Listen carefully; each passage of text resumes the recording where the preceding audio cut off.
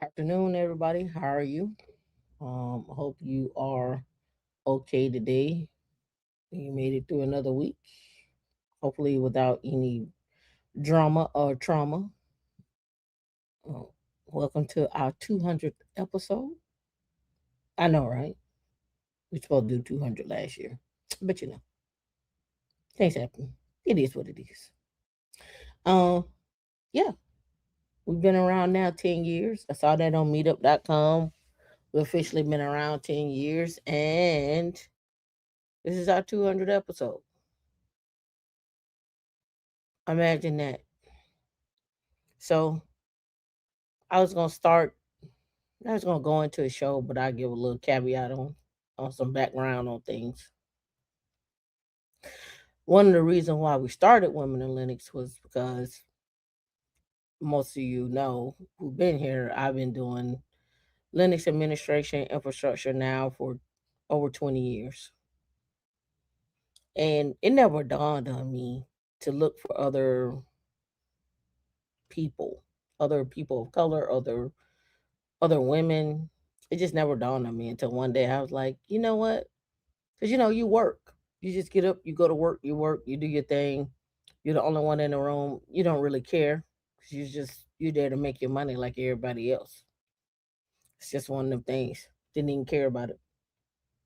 And then I got to talking to D, and I was like, yeah, I want to be a CTO one day. And she's like, we make you a CTO right now. And then we started talking about Linux because I tried to show her Linux and stuff like that. And that's kind of how we all got started on Women in Linux. And for a long time, um, it was only me and Dion on the meetups.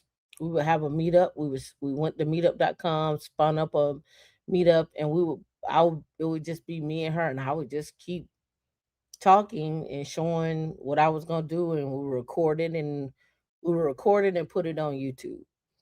And I don't think at the time, I don't think you could live stream on YouTube. I don't think that was a thing. When did live streaming coming out? When did it come out? Uh,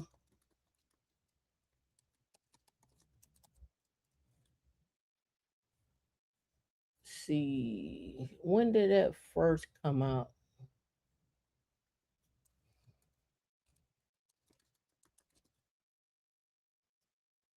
2008. No, they started experimenting in 2008. And okay, so and then they officially launched to select partners in 2011. So okay, I know I went crazy. And then live streaming capability wasn't available until 2013. They opened it up to more users, and then live streaming was officially introduced to mobile apps in 2017. So between 2013 and 2015, that's about right. Yep. So we didn't live stream. I just posted all the content that I would do on Wednesdays, the ones that I would record, and we would just post them on YouTube. And then if we did interviews and shows and something like that, we would do maybe a live stream there. But it wasn't until COVID really hit. And I tell you what really sparked it off was the fact that I used to send Dion like 30 emails on what's happening in the market, where stocks are at, what we should be looking at, what we should be investing in. And so then I said, oh, we should do a show called Tech Stocks and Jobs. And so that's how Tech Stocks and Jobs became a thing. And then because the stream was had a lot of information about career development and so forth, that's how we Linux came about. And then out of Tech Stocks and Jobs became uh Foolish Finance Fridays, where we would go talk about uh where we would talk about just foolish investments and just overall the whole thing with Market Watch and whatever I would find. And then I said, you know what? I should stream every day. So that's why you see those streams out there or whatnot for streaming every day. Security Sundays. We did a whole go to a Go training and so forth, setting your stuff up with Go, the whole nine. Rust training. I was also doing RCSA training, RCE training. Which was Ansible, um, Kubernetes training.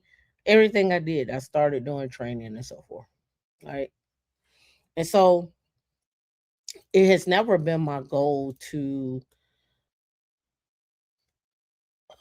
what's the word I'm looking for, to be, I don't want to say flashy because that's not the word I'm looking for.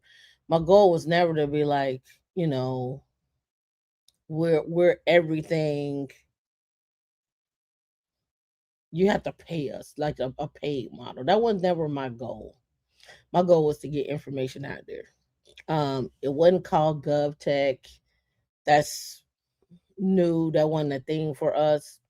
And then also on top of all of that, it was never a thing for me to be like, you can make you can make uh you can make 300,000 if you come to GovTech and do da da da da. That was never my thing. My thing was, hey, I know for a fact that you can make this amount of money if you have these skills. I'm always about what can you do with this with skill set with your brain power, right? And this is what it could look like. So, it was never to be flashy or whatnot. Do I have my flashy moments? Absolutely. We all do. We all have our flashy moments, but that was never my thing, right? The other big piece of out of all of this was over the years, with just just the world changing, right? And took personal losses, family losses and so forth. But I've never been in a situation throughout my career where I felt like if I lose my job, I'm gonna be homeless. I can't say that. I can't say throughout my career that I don't know what I'm gonna do or where I'm gonna eat or where I'm gonna live. I can't say that. So I know firsthand what the career can give you, like what the skill sets. Let me say it that way, can give you, and the places you can go, the people you can see, the things you can do, and so forth. Right? I know that for a fact. Um, and I know that from a perspective of I've seen people go beyond me. When I say beyond me, go and get certs and take off and start on their own businesses and uh, do well. I've seen them do well. Um, and I've seen people start their own women in Linux style of teaching and podcasting and so forth and so on. I've seen all of it. And I've seen people want to make millions off of this. I prefer to use my skill set to make the millions on my own and not necessarily make it off the backs of people, if that makes sense. Um, so a lot of things that you all pay for out there, 10,000, 20, 15, 15, 10, 15, 20,000, I give it away for free. And that's okay. What I know is the stuff that you give away for free, you don't respect it. You guys will pay the $10,000, you'll pay the 15 and 20 and get caught in a loop. And then you always come back to the free stuff. But it is what it is. I'm not mad about it. Um, got bigger fish to fry. Um, and then the other big piece out of all of this is growing the community, right? And when I say growing the community, trying to make sure that you guys have each other, right? Have each other's back. Like, where can you go for a resource? Um, the Slack group, I pay for that out of my own pocket. That's nobody contributing to that. That's coming out of my pocket every month. So, when we give out the access to that Slack, and a lot of people are like, well, what do I get by joining the Slack? Well, you get friendship, you get things that people already been through who's taken the RCSA, you get people who have post jobs, people who it's recruiters in there. You just never know who's in there. You guys just don't realize it. It's a lot of recruiters in there. It's a lot of people that look at that Slack or say, "Hey, I saw you posted this. That was funny," or "Hey, I caught your show. That was funny." I get stuff from recruiters and stuff like that all the time. You just don't know it, right? You get the whole study groups, the not even just the study groups, interviewing people that are hiring managers that actually come to the meetups, and we host a meetup. We have a conversation with Kelsey, or we have a conversation with Mike, or whoever the case, whoever it is, right? You just never know what's going to come out of this study group. If somebody hit me up, or I might reach out to somebody and be like, "Oh yeah, we were supposed to do that," and then boom, the study group is about that, right? Or the study group, I might hop on and be like, "You know what? Today we're gonna flip the script. I'm giving away this amount of money, or I'm giving away this, or we'll do that." I don't know. It's when it hits me, right? But the point of it all is for you all to have each other in a centralized location. Sure, I can go back on Twitter, I can do all the things. It's not the fact that I'm tired, it's the fact that I just don't have that kind of time to really dedicate to that, cuz I mean, I'm working 10-hour days, sometimes 11-hour days, and it's not the fact that it's hard work, it's the fact that it's mentally intensive work, right? So one day I may be working. Thanks, Jay Connects. Thank you so much. Um, Thank you for this the ties, the tech ties. I may be at work and I may be working with. I may talk to 15 people, 20 people. I may have a meeting. I may be walking around the campus. I may go do this. I may go do that. And after work, I may work a little bit more. And you still gotta eat. You gotta drive through traffic. It's just all those things, right? So by the time I get by the time I get ready to automate everything. Of course, I can use AI to do all the automation. It's the fact of setting up AI to do all the automation is the work. Once you get past that part, it's easy. Like I could clip up a whole bunch of videos. Like what are we at? What are we at? Well, we got over 1,000 videos. I don't know how many videos we got on the YouTube channel now. I think we may have 1,000 videos. I don't know. Let me go look. Let me look and see. Yeah, 663.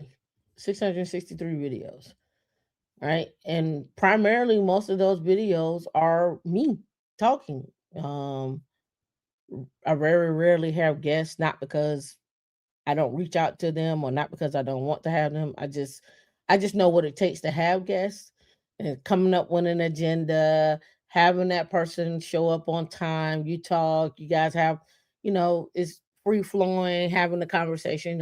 It can be easy and sometimes it can be hard, right? Depending on the type of person you get, right? The personality there. And then circling back to all the things that we have done. I've reached out to local community people here in Florida, and people laugh in my face when I say, "Oh yeah, you can make $100,000 with your RCSA, your RCE, Security Plus, this, that, and other." And people would be like, "Well, if that's the case, then I need to take these courses." Well, maybe you should. Like, I don't know the sentiment of being a hater, right? I don't understand that, but I do know one thing when it comes to what it could look like for us. People will pitch us, go study Excel. You can really get a good job learning Excel or Microsoft Office, or you could be an executive assistant. I'm like, why are we putting this low effort out there? Like literally the low effort is in our community. And when I say our community, I mean not just here in Florida, just in general. is let's just get people employed at 50,000. Like I don't know what 50,000 constitutes for us in the Black community. I really don't know what that is. I don't know why that is the target. Like, just get 50. I don't understand that. I don't understand the mindset. I don't understand, because in my mind, I'm like, why would I just aim for 50 when I can aim for 100 and it take me the same amount of effort and it take me the same amount of work? I don't get that. So that's never been a conversation for me. Um, just just hasn't. The 100,000, 200,000 has always been, really 200,000 has always been my mark. That's why we had a 200K, 300K, 500K earners. That's where it's at. Yeah, Warren here, they are good to know, but they're not gonna. My point is this. Let me frame it a little bit more. The conversation was more or less, how do we get people more tech skills? And Excel was one of the tech skills that they were aiming to teach people. And this was a, a group of Black people, and they were like, yeah, we could just do with Excel. That's where we need to be at. I'm like, Excel? Like, why? uh AMW Films, I appreciate you. Beyond grateful for you and D. The advice you guys share directly impacted my career from freelancing to film to full-time in tech. You're welcome. Like I say, I know I know that the opportunity is there. It's just people don't seize the opportunity, and I'm not sure why people don't seize the opportunity. I ain't figured that part out yet. MJ Finance, yeah. 50K is the sweet spot to be considered high value, depending on what block of the what zip code you're referring to. I'll go with that. I'll go with that on that one. But again, always my goal is to aim higher, right? Again, 200K is in these days. Listen, I'm gonna say it, and this probably gonna be B for whatever the case will know. I remember when I was first started following Anton Daniels. He would say 100K ain't nothing. You guys need to be aiming higher, 200, 300K. Now he say 100K is a lot. I don't know why. I don't know where the switch came from. I'm just gonna tell you what I know. I know, yes, as a single person, you can make 100K, but depends on several factors here. It depends on where you're located at. It depends on what kind of bills you have, so forth and so on. And again, I don't I don't look at myself as like, oh, I'm 100K. I look at what the market is telling me, right? The market is telling me my skill sets is worth this. So that's where I'm going, where my skill sets are worth. If we're gonna sit up here and say that my skill set, out of all these years of you doing technology, graduating from high school, college, working in the industry, you telling me you only worth 100K? We got a problem, right? You only worth 100K? We got a problem. That's all I'm saying. What are your skill sets actually worth? What are you doing with yourself? That's the question we gotta ask. Um, Marlette, you said it was you who instilled in me the possibility to go for higher income, like 250. Yep, and even being a W-2 millionaire. Thank you. You're welcome. I actually was thinking about redoing that video, the W-2 millionaire video. I think it's 2 years old now. I think I need to re-up that video and talk about that a little bit more. 100K is not the goal. No, it's not. Not for me. I just don't see the point when I know I know the skill sets that can the same amount of skill sets that get you 100K can get you 200K. That's all I'm saying. You might have to do a little add on, but it is what it is. All right. So, one of the big things. Let me see if I have it here. While we're talking about the 100K. Let me see. I don't think I have it up. Oh yeah, right here. So this is the 100K study that just came out on March the 3rd. It says how far does 100K go in the United States? It's a 2026 study. Let me see, make sure I'm at it. Yep, I'm at it. All right, so here it is. You want to share it, D?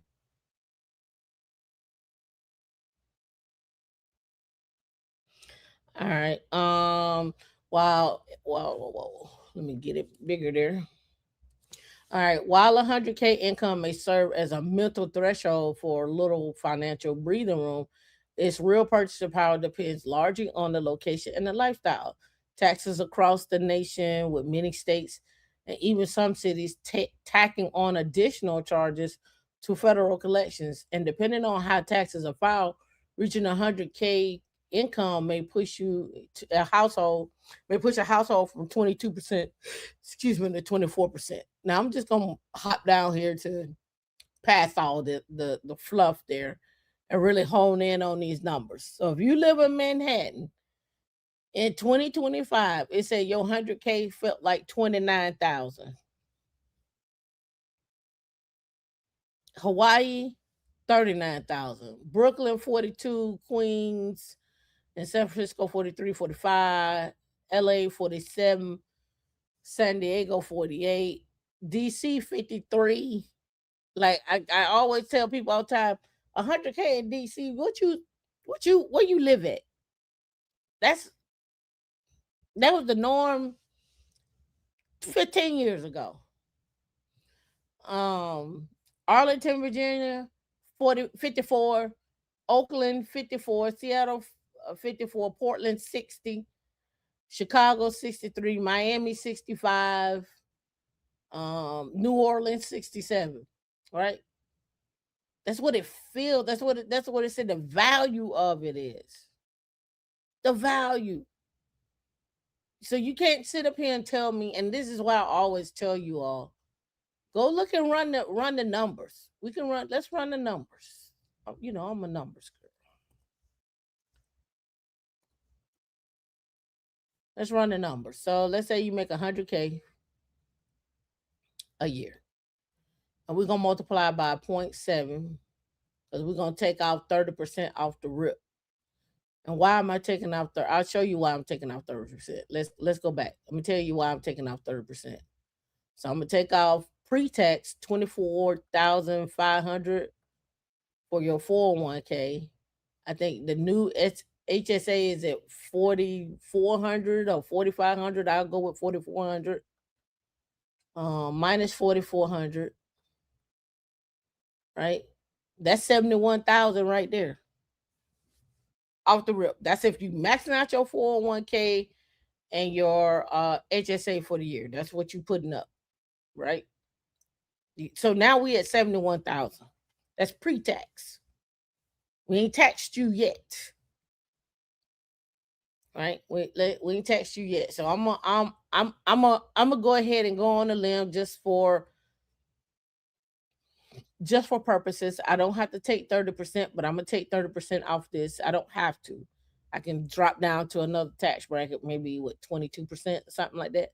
But I'm gonna take out 30% because maybe you got some other stuff that you're putting into an IRA pre-tax or something of that nature, right? Because you can go to a traditional IRA and do pre-tax, right? So I'm just gonna multiply by 0.7 here.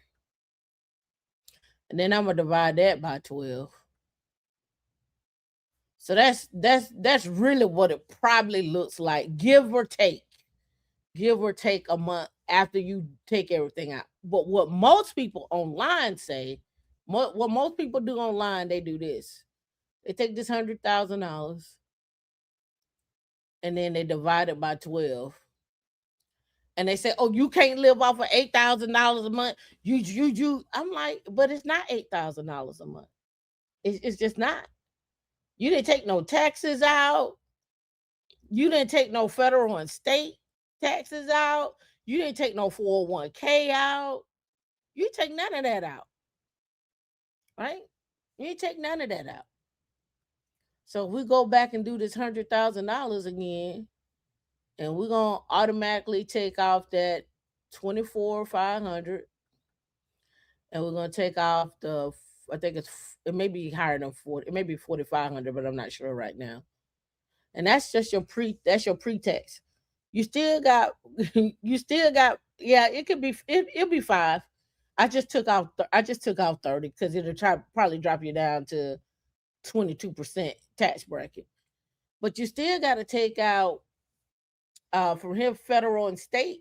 I ain't even took out federal and state taxes yet. So we just do that. That's the thing. So here's the pushback that I always get from people. Why would I be maxing out my 401k and my HSA when I know I need that money?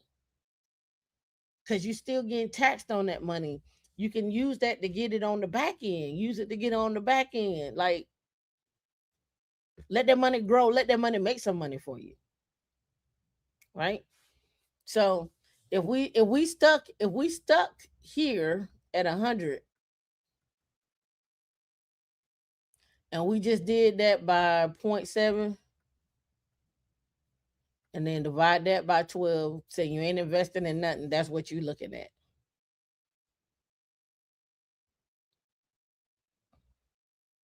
That's without no 401k, that's no HSA. And when y'all get your money, and this is for the month, and when y'all get y'all money, you don't have no money going into your HSA. And if you do, you got $100 going into it. If you got money going to your 401k, you got $100 going into it. Now, here's the other argument people like to make, and I love this argument. I love this argument right here. Why would I invest into a 401k or HSA when I could just buy crypto? Why would I do that? Crypto got way bigger returns than that. You don't hear nobody talking about Bitcoin right now. You don't hear nobody talking about Ethereum. Them numbers is down. Ain't nobody said a peep. I don't even hear people talking about I'm building a crypto city anymore. I don't even hear that no more.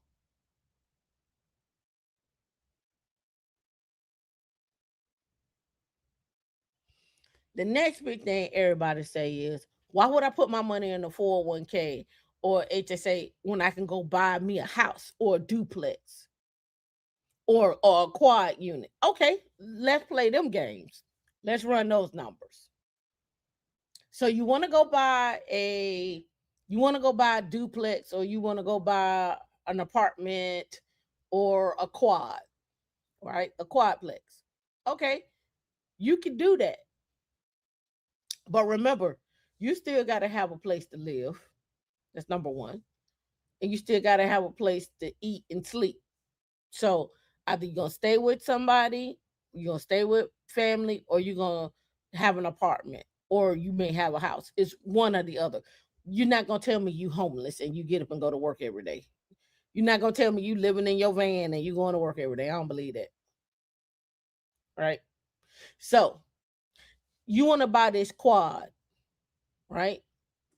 Most likely, most people either live with someone or they got their own place.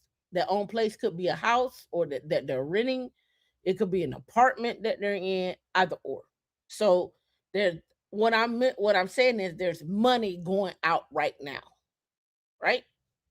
So as that money go out, all right,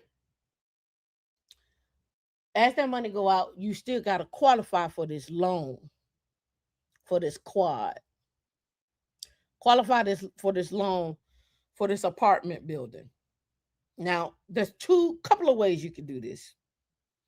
You can go on your own income and your own credit and say, I'm going to live in the unit in which I'm purchasing, and then go do the FHA route. You could do that. Well, you're only putting in 3%, right? You could also then turn around and say, you know what? I ain't doing none of that. I'm finna get some investors. Well, Now you got to start running the numbers on it. Is it worth it? How much it's gonna cost you in renovations? What type of loan structure are you gonna get? What type of return are you telling these people you're gonna have on this investment? How long are you gonna be in this investment? What city is it in? All these things. Now remember that you still gotta work. You still gotta work. I'm not saying it can't be done. I'm just telling you what I hear and what people don't account for. Property management, managing the property, updating the property, the taxes on the property, the people, the tenants, the whole nine. That's still a thing. Meanwhile, you still got to work. So you can do it in multitude of ways.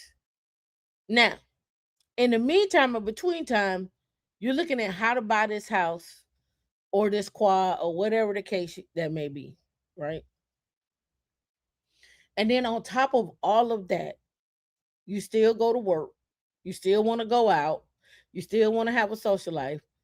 You still want to travel. And and and and you still got to save money, right? Just because you can afford to buy the house don't mean you got a pot of money sitting there in case something happens in that house or something happens in that apartment, quadplex or whatever you're purchasing, right? You got to be prepared for the unexpected. So you got to stack some reserves. So yes to all those things, but again, these are things that people say, I'm not going to invest in my 401k. I'm not going to invest in that IRA. I'm not going to put no money in no HSA. I'm just going to buy real estate. I don't believe in none of those stocks and stuff. Now, granted, I've never seen real estate go to zero. I've seen stocks go to zero. I've never seen real estate go to zero. Is it a wise investment? Yes. But you need a period of time where you guys stack money. Like I say, I think it's a 5 year to 7 year stack money situation. Well, you put your head down, you increase your skills, you stack your money. If they offer overtime, you take it. If they offer an extra time, if you can get another job, take it. Keep your head down for 5 to 7 years. Now, when I say keep your head down, don't get blinded by what's not happening, what's happening in society. Please keep up with what's happening, what's going on, and understand that where the money flows and stuff, but you grind on your skill set. Why? Because in 5 years you could turn that 100,000 to 200,000 to 250 easily with the right skill set, with the right interview, with the right company. But in order to do that, you got to be in the room. You got to understand what the market is driving. You got to look at everything, right? So I'm just pointing out to you, like, you guys get out here and listen to all these people do all these great videos. They flying in, they doing this, they doing that, they doing that. Like, it's, you have to understand how they got there. It's not oh, I got my job on Tuesday and then on Wednesday I took them my offer letter, I went and bought a house. Well, stack your money, right? You got to stack. Let me read some of this stuff. Yep, you already know people get it twisted with 100K. The equalizer, you say you reside in VA, DC Metro, Arlington, Virginia. Yep. You need to earn a minimum 122. Yep. Post income tax. Yes. Gold has been outperforming Bitcoin. Bitcoin was designed to increase during our current economic environment, but it isn't. And Jerome, you said the average mortgage today, including HOA insurance, PMI, etc., is around 2K, probably more. But that's with people not putting in 20% down, of course. And again, it's the down payment on the property, right? So most of those commercial real estate, they want 25%. And I rarely see a commercial real estate property under 400, right? So let's just start with, let's say 500, and you got to put down 25%. That means you need 125,000 off the rip. off the rip. And most people don't have 125.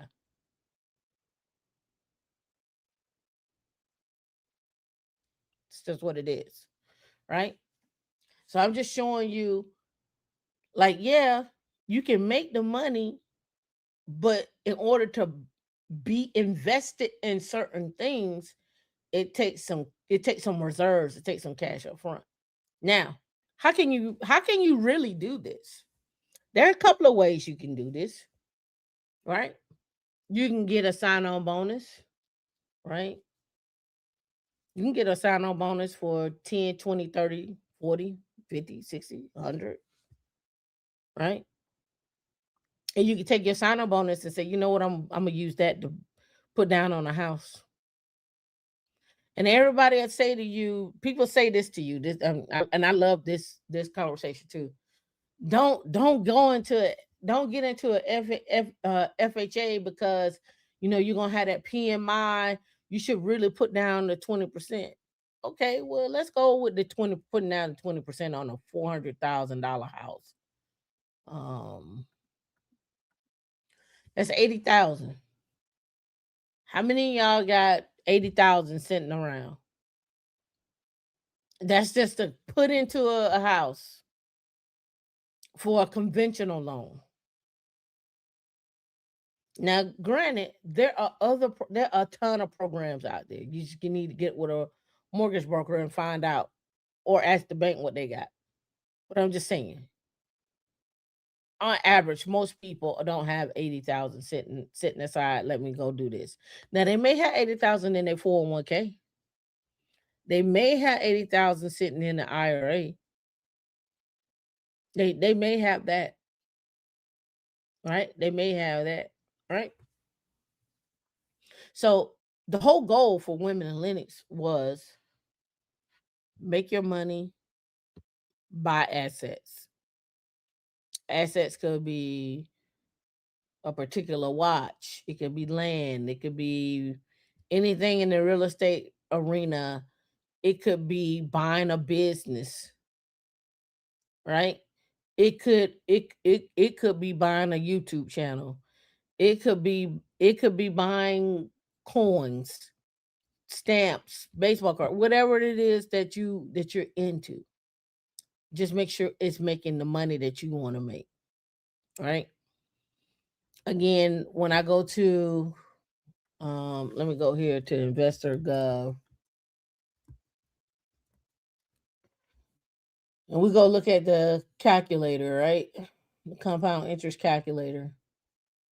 Let's say you started out with, let's say you got a sign-on bonus for 20,000, right? And let's say out of that 20,000,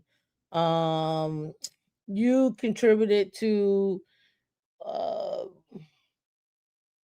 let's do a high yield savings account, and let's say every month you put in $300, and you're gonna do this over 10 years. And let's just say you getting a rate around about 4%. And we'll just do one up, one down on that one, and we'll calculate this over 10 years.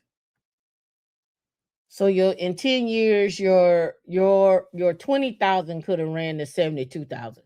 That's just a high yield savings account. I'm keeping it low, right?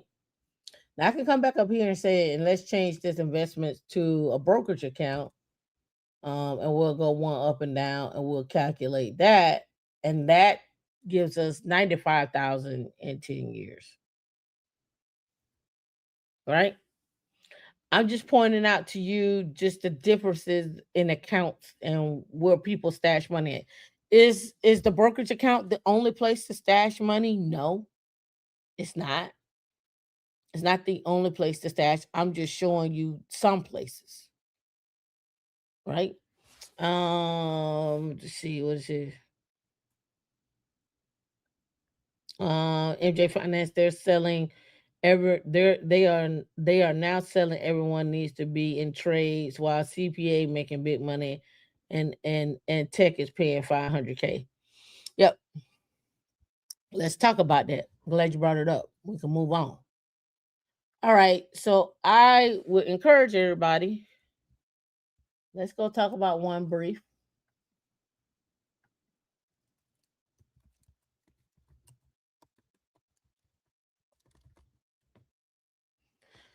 So in January 26, they were valued at 2.15 billion in January 26, following a Series D round with Battery Ventures and Sapphire Ventures.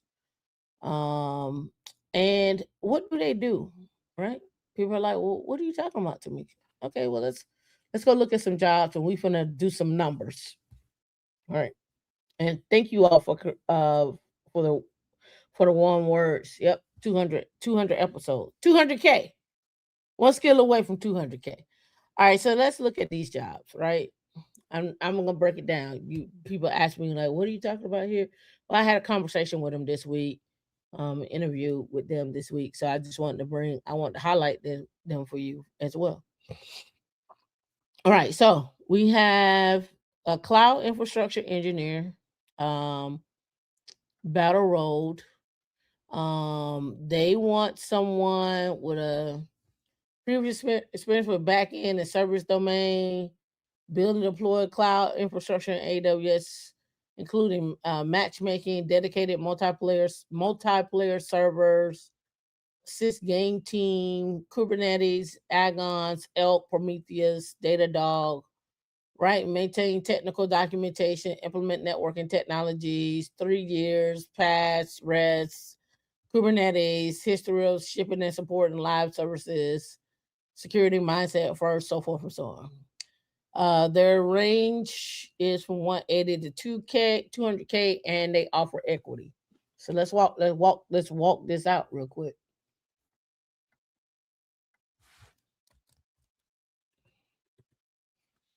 So let's go with the top end. Let's say you're a good engineer. You come in, you impress them. You got the 220. You got the higher end of the pay band.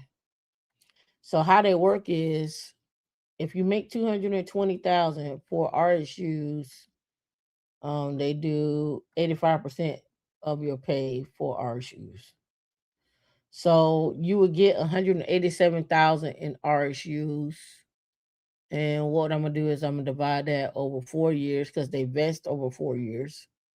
So that's an additional 46,000. So your 220, and I'll just round up to 47 plus 47,000 brings your total income up. Oops, 220 plus 47,000 brings your total income to 267.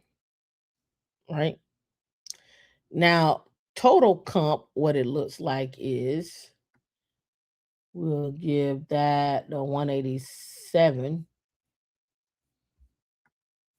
So 220 plus the 187. Oops, see, gives it a total comp of 407,000 as a package. Right now, mind you, this increases every year because you get stocks go up and also your pay goes up. So let's do a salary pay increase calculator here. Maybe this is it. Nope, I knew it wasn't it. Nope, that ain't it either. Yep, it's this one. All right, let's say you start out at 220 and you're gonna do this at, we're just gonna say 3% and we're gonna do it over 4 years. All right, so over 4 years, at the end of it, you'll be around 247,000 at the end of it, right? But also you see your pay man increases here too, right? And again, like the stocks go up and they go down. Well, they should go up. Well, hopefully they won't go down. But you also start getting other bonuses as well too within that company. So you can easily be at a 500K total comp with particular jobs like that, right? Let's go back to them. Let's see. They have another one down here. It was 320, I believe it was. Yep. Well, for an outcome engineer. Never heard of it. Brand new to me. An outcome engineer. You're a world-class software engineer who excelled at the old version of software development and are reinventing yourself right now. You see the promise and the pitfalls of the world unconstrained by human bandwidth and are ready to fully embrace the superpower creation that AI unlocks. An outcome engineer in OneBrief, you'll join the team of the AI engineering platform. This is neither just prompt building nor model development. You'll be part of the team building building the factory that builds the software. You will help us move from a world of managed backlogs to a world of infinite execution, creating the foundation of what product development becomes in the agentic world. Your architect multi-agent agent systems, implement automated governance, engineer context and memory, build rigorous evaluation frameworks, design self-healing loops, prototype and deploy, and experiment and learn. What are we looking for? Someone who's a software engineer, AI researcher, product manager, a platform engineer, and so forth. Non-negotiables. You must be a product builder, right? Must be an active agentic builder, must love intense collaboration. You respect expertise, but don't gatekeep, and you must write to think, right? And they're looking at people that understand large language models, vector databases, and the usual suspects: Node.js, TypeScript, Redis, PostgreSQL, AWS, right? So 320K is their offer. And we're going to go back over here. We'll do 320. And then we'll multiply that by 0.85. That's 272 plus the 320. So a total comp package could be 592. All right. Total comp package. That's out the gate, year one. But it's overtime on those. But again, I'm just showing you the jobs that are out there. It's up to you all to go after them, right? Now, why am I talking about OneBrief? Let's look at what they do.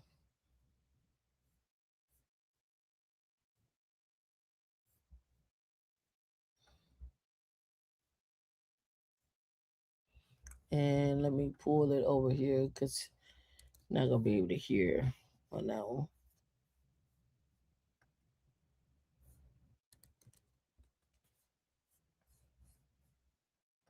All right, let's watch the demo.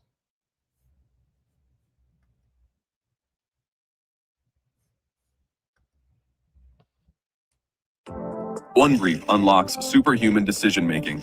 Designed to streamline collaboration and accelerate workflows, the platform resolves months' worth of work in just hours, transforming how military staffs and organizations operate.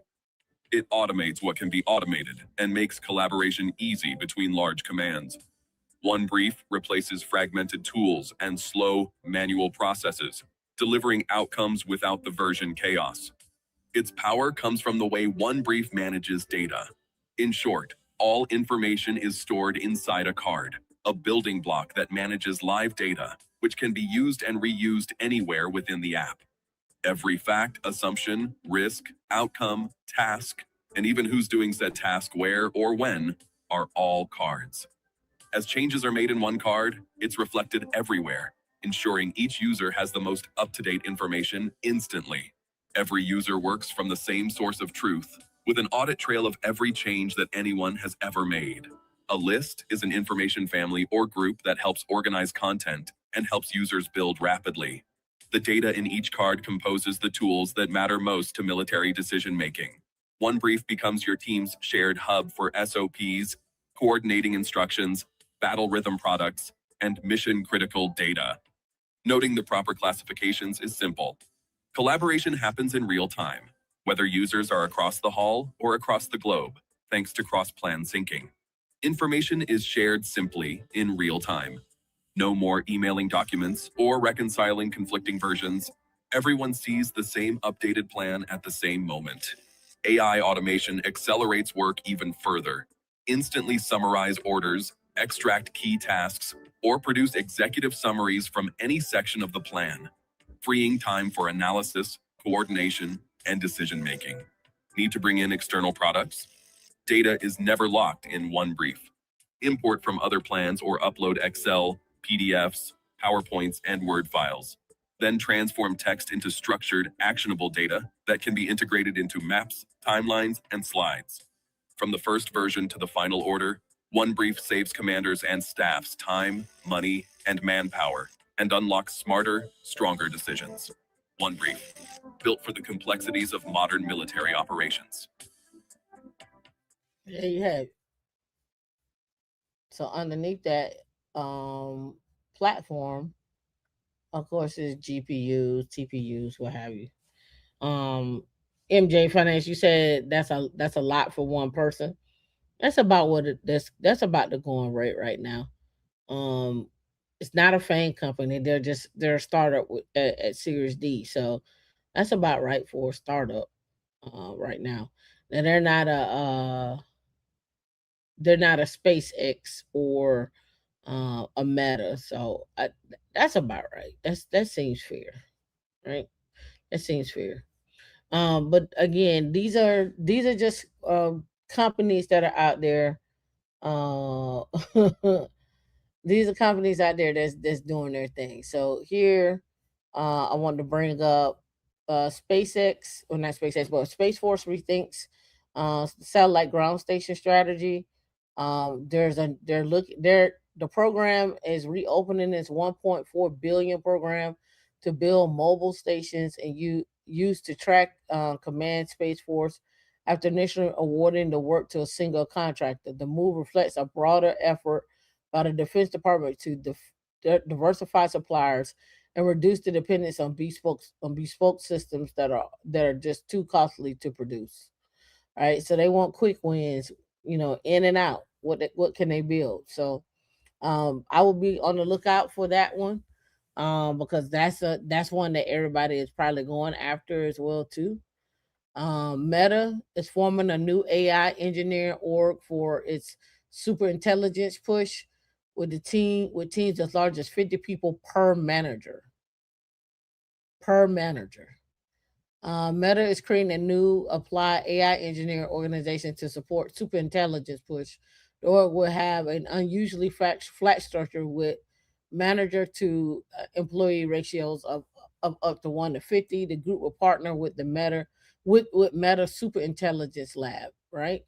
So again, what's happening is redoing all those ground stations and to put AI in those ground stations to push everything to the edge with data, AI, being able to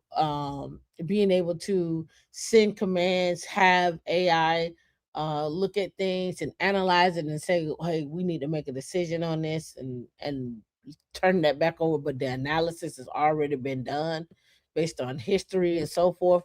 That's what you're looking at here. It's going to be an interesting take as we go along, as this comes along here. But I'll be interested to see what's happened with this right here, because again, like they like they always like to say that uh black women are on welfare. So are most of these so are most of these entities, such as your SpaceX, uh, your SpaceX, your Palantirs, your all of those, right? They're the same. Everybody eating off of Zaddy. Everybody eats off of Zaddy. All right, so here is another one. I haven't and I just want to give a shout out to Alex Thomas. I saw his stuff on the latest and greatest on him at the new stack. He was laid off.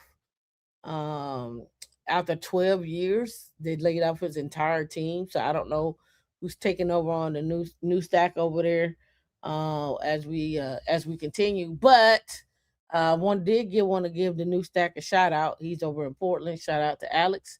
And good luck on this journey as well. One developer, one team, the future of AI driven DevSecOps. All right, AI won't replace developers. Discover why DevSecOps and collaboration learning are vital for self-sufficient AI augmented engineering teams. Right. Everyone conversation about AI and software delivery circles back to same core idea.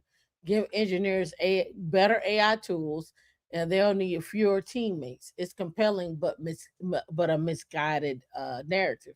And it is because some decisions are not shouldn't some decisions require a human intervention or a touch of humanism as you make that decision. AI has raised the bar for what a single developer can accomplish while simultaneously raising expectations for what that developer must know. An engineer using AI to generate infrastructure as code still needs to be able to evaluate its security. You still need to be able to evaluate the code. Is this right? Is this what you're going for? Right? Is this what it looks like? So to me, it will make more sense that as a DevSecOps engineer, you get more into diagramming and prototyping what you want, and then you can feed AI that diagram and say, create me based on this diagram, create me some Terraform scripts, Ansible scripts, include this about security in order to do that, right? That is a thing, right?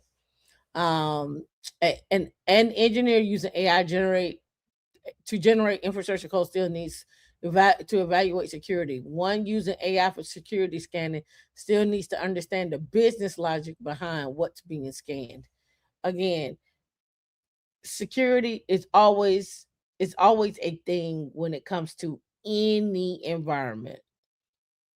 It is now up on you to track down in terms of in that environment. It's now up to you to make sure that you're not bleeding over and sending vulnerabilities or creating more vulnerabilities or pushing out those vulnerabilities into other environments. So it's really on you as a DevSecOps engineer.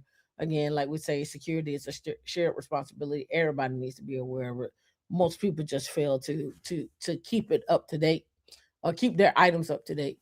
The organizations that benefit the most from AI investment would deliberately strengthen their collaborative process, including cross-functional code reviews, knowledge sharing opportunities, and structured mentoring, so that the individual engineers develop the multi-domain expertise AI demands but can't provide on its own. Better software won't merge from better tooling, but from better teams. And this goes back to the skill set too. Better teams. Like, what's your skill set? What does that look like? Shout out to Casual Economists. Big congrats on the 200 episode. Stay petty and ready for another 200 more. I try to be. They're trying to automate me. They're trying to get AI to automate me. Can't automate me. They're trying to get me automated. D trying to automate me, y'all. Just put your topics up there. We'll automate you. Put your face up there. She's trying to automate me. I won't have it. Blasphemy. Human consensus based on code reviews ensure knowledge transfer and maintain quality standards across discipline. Automated quality and security gates catch issues before they reach production. Right? Before they reach production. Right? So a technical exchange, a review, a code review, showing other people how things get done and so forth. That's right. Put a stop to D, y'all.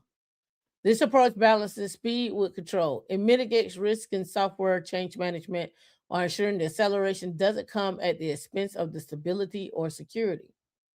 All right.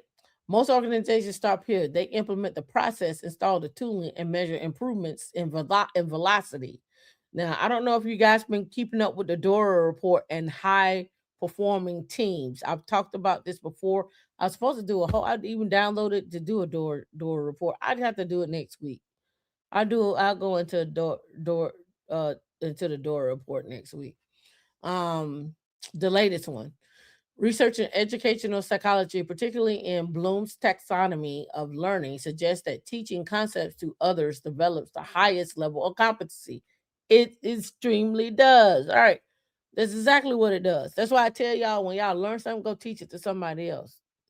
That means you learned it enough to explain it to the person without them having any knowledge of the area. That is a great way to know. That's a great way to learn. This is where dual gate systems reveals its deeper value. Code reviews become structured knowledge transfer sections. Each person operates as the knowledge expert in their domain while learning from adjacent domains. The security engineer reviewing codes teaches secure development practices while learning about business requirements. The architect understands the product priorities while sharing knowledge about the technical constraints. The junior developer learns patterns from seniors while bringing fresh perspectives on tooling, right? This creates a network effect where each person's knowledge elevates everyone else's capabilities. Expertise flows in all directions across the organization. The collaborative culture creates a learning organization in which every interaction serves as a teaching opportunity and accelerates the growth. If your seniors are not teaching you juniors, you need to have a conversation. And juniors, if you're not teaching seniors new things and new ways of how to do things, then you have a collaboration problem. You guys have an internal collaboration problem, and it can be resolved. It's just you gotta set the time to do it. Now, I always caveat this with some people are not easy to get along with, and some people are,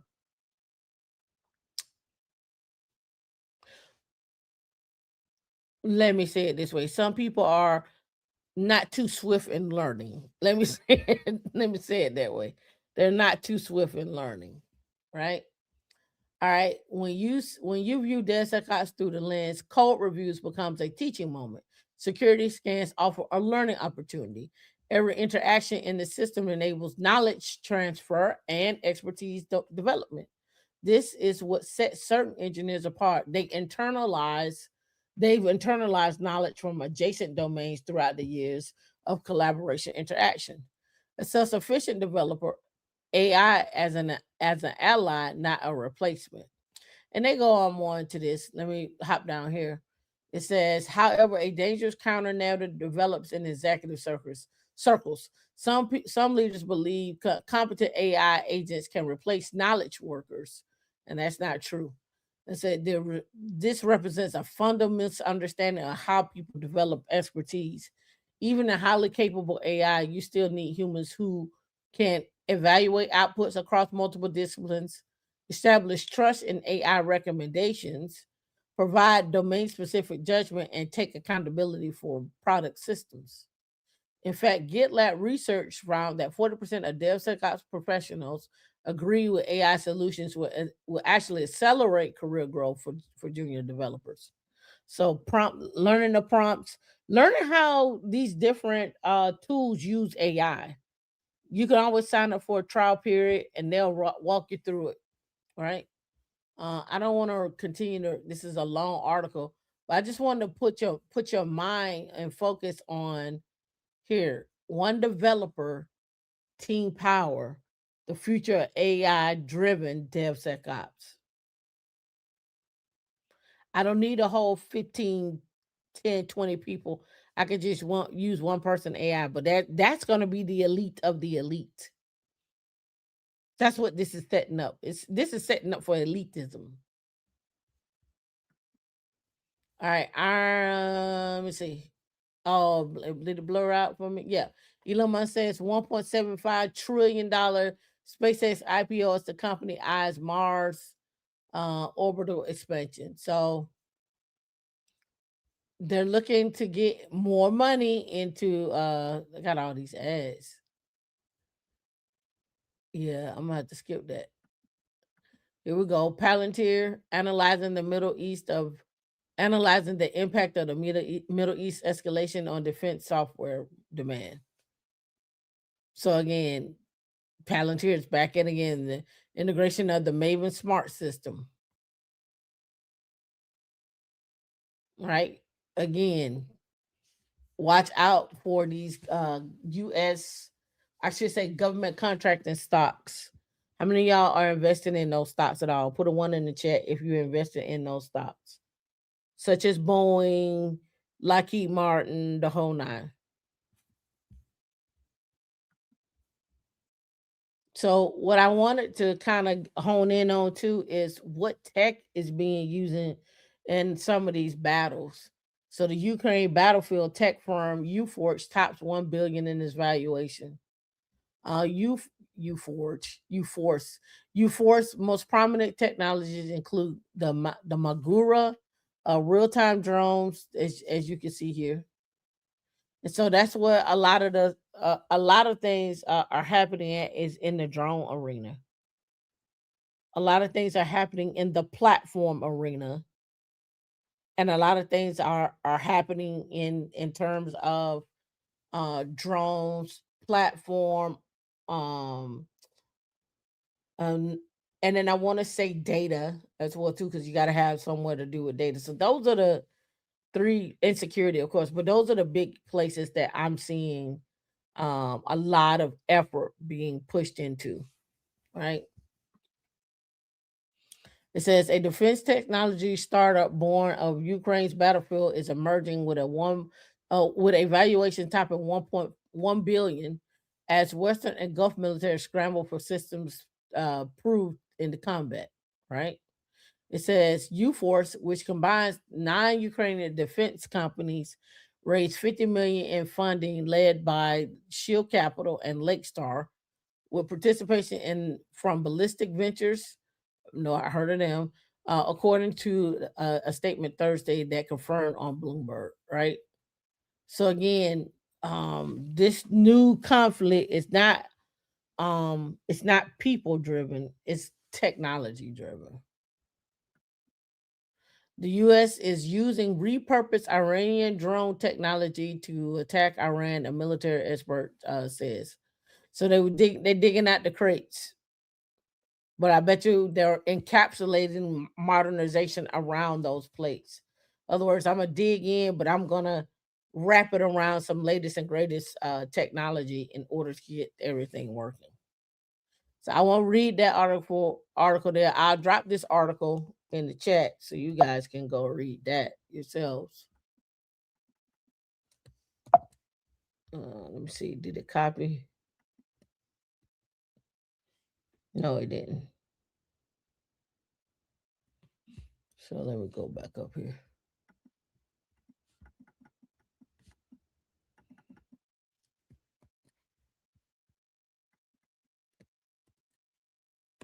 All right, there you go. Guys should check that out.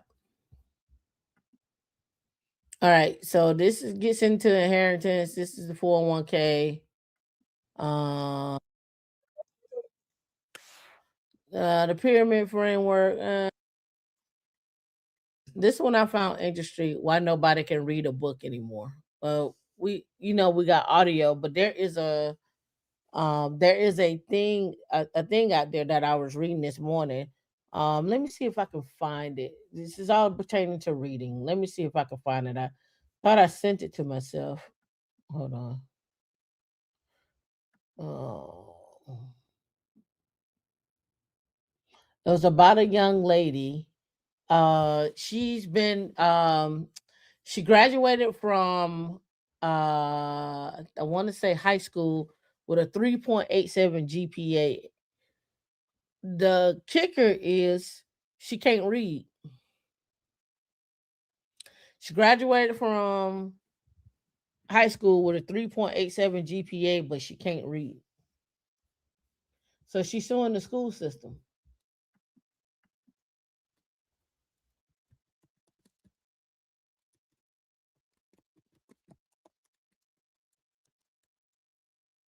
See if I can find it.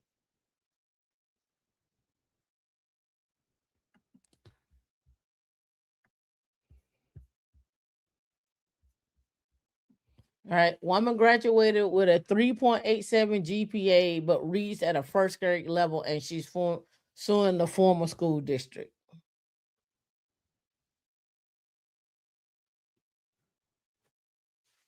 I'm just putting it out there.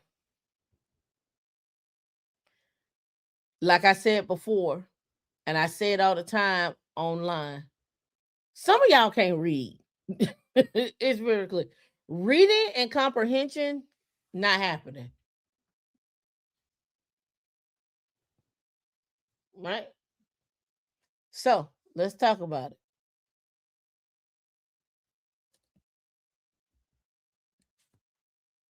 Hopefully, you can get rid of this ad here. So there we go, right there. All right, cool. All right. Makina Simonson, a high school graduate in Washington, claims she graduated with a 3.87 GPA despite finishing her senior year at a first grade reading level. Sister and her family have filed a lawsuit against the Edmond School District for educational malpractice and benevolent discrimination.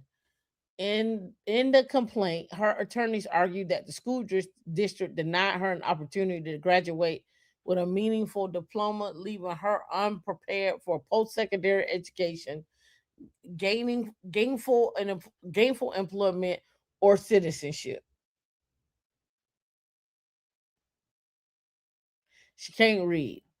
She read at a first grade level.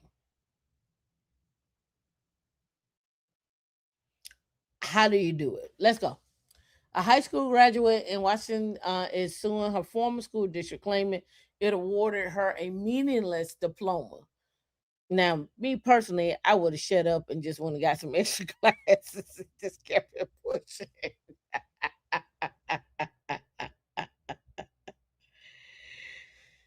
That's just me.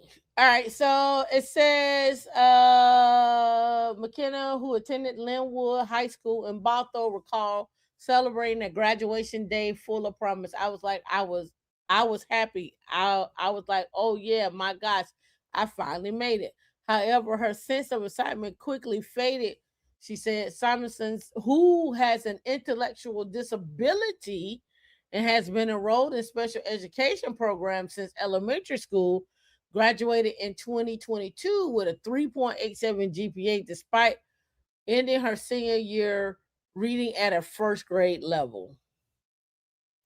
She had planned to enroll in Edmonds School District free vocational program, which helps transition special needs students into independent life, but discovered she was ineligible because she received a regular high school diploma. Instead, Simonson had enrolled in Bellevue College Occupational and Life Skills program at a cost of more than $40,000 annually, which includes her tuition, room, and board and living expenses.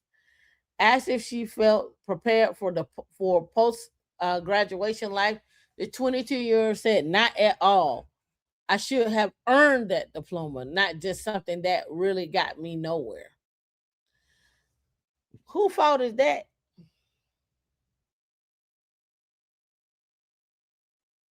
Right?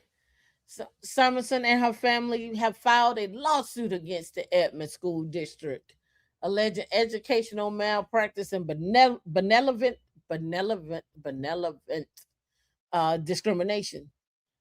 In the complaint obtained by People, her attorney state that Simonson was unable to read, write, or do math beyond an elementary level. Read, write, or do math. It gets worse.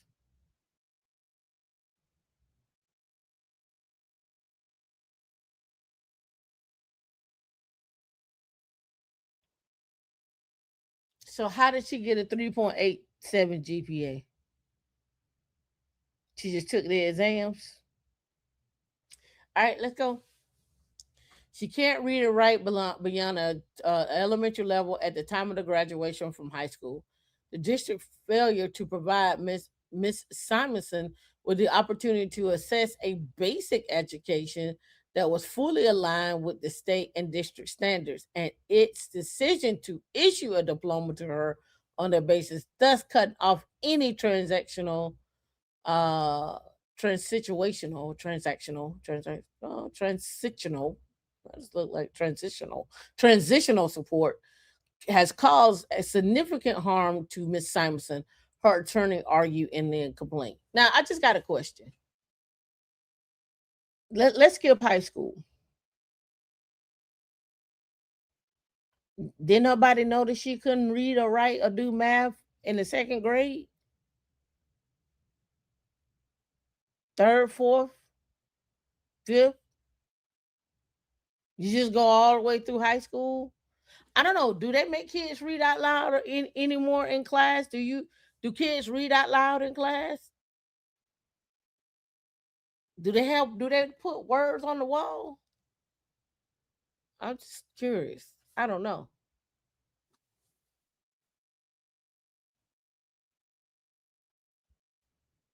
I don't know. All right.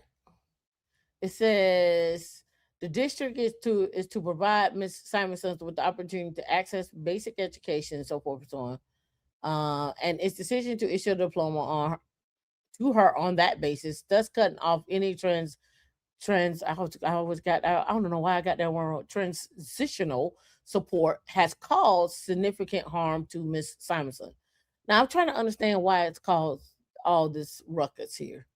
This claim that the district pushed Simonson through the system and gave her perfect grades along the way, despite her having little to no comprehension of the material. She got as A minus in math classes, but can't tell people how many quarters, nickels, and dimes are in a dollar.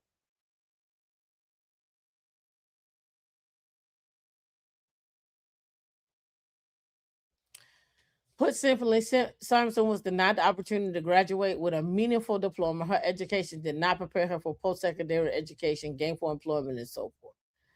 I'm not going to continue to read this because I just think it's just stupid. Because I got questions to the parents. Now, keep that same thought in mind. Keep that same thought in mind here. Let's keep that same thought in mind. Keep that same thought.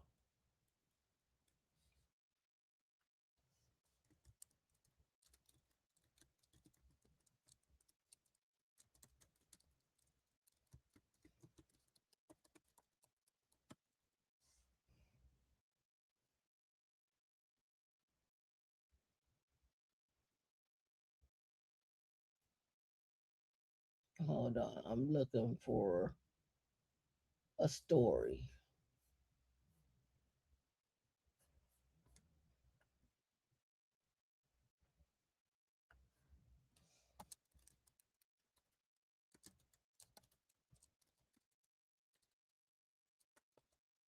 Hold on.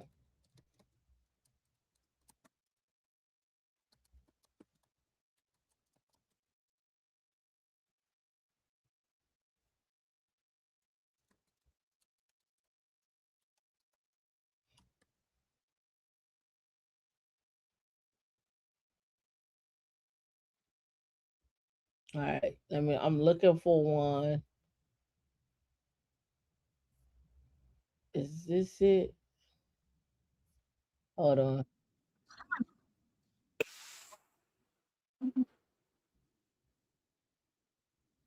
No, that ain't it. So there was an article. It was a video a while ago about former college athletes coming out of the NCAA, and they said they couldn't read or write. They were just passed along. And they were suing the NCAA as well about that issue. But upon my discovery, here is another case here. I don't know if this is the same girl or not, but let's pull her up so you guys can take a look at it.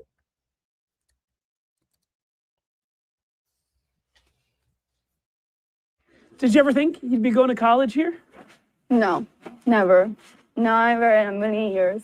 In some ways, Alicia Ortiz is living an American dream. The 19-year-old began her freshman year at the University of Connecticut in Hartford this fall. She's excited to study public policy, the culmination of hard work after moving north from Puerto Rico as a child. Do you remember when you first came to Connecticut?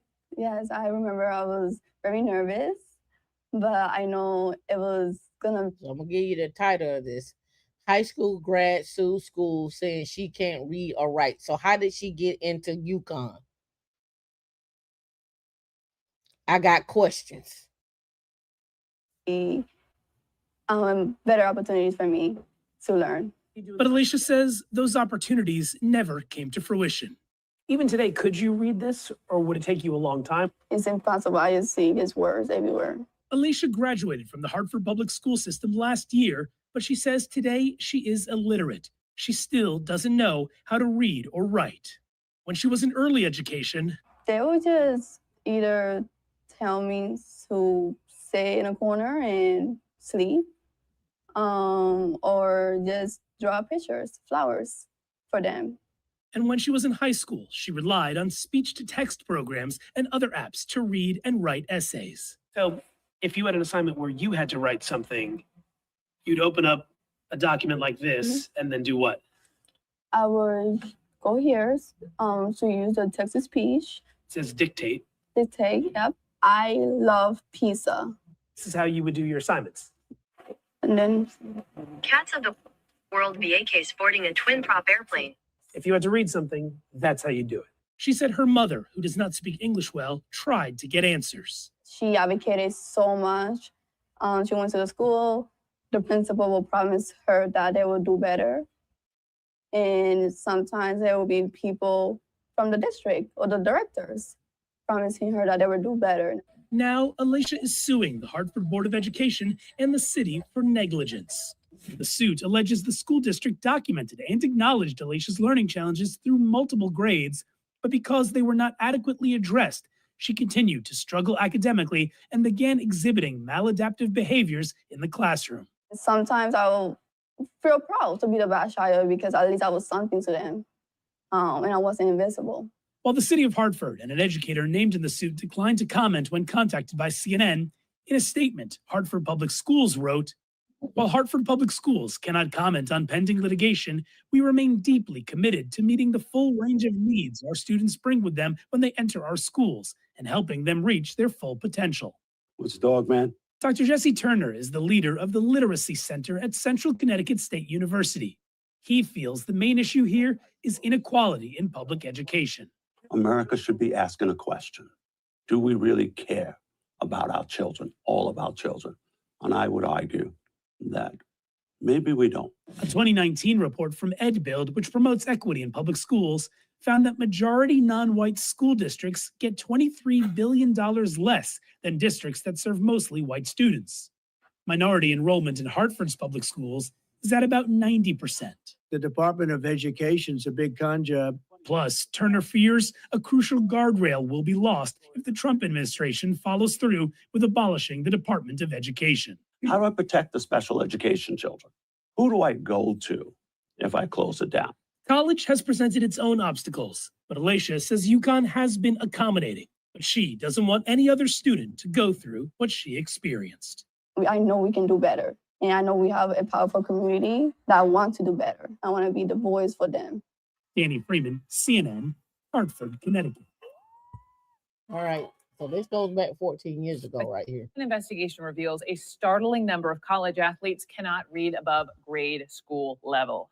CNN took a good long look at records at several public universities across the country and found that many football and basketball players can read somewhere between a 4th and 8th grade level. Our investigation revealed a staggering achievement gap between college athletes and their peers at the same institution. The analysis included. I'm gonna pause right there. This was 14 years ago. These are the people that you're out there dating.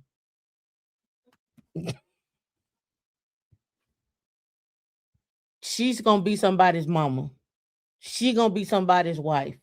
You guys keep telling and saying education don't matter, right? It don't matter. That's what you that's the narrative I'm hearing, right? Don't go to college. It's a scam. You don't need it.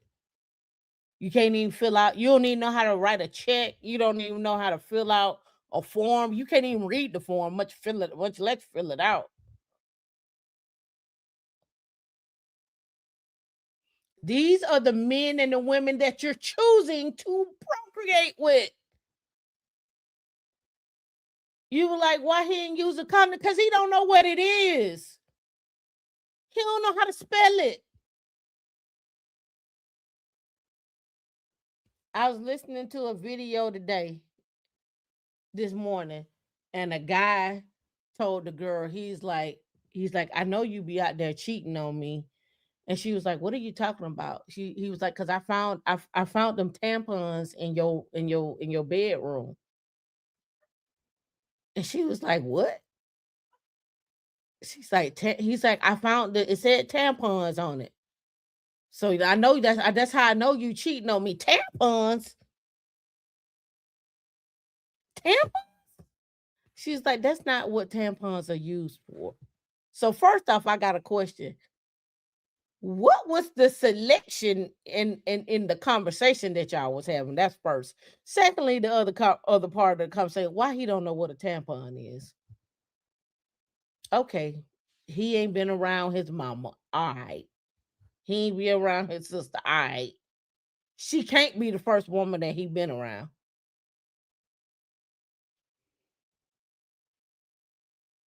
He's talking about them tampons is what you use to cheat on me with.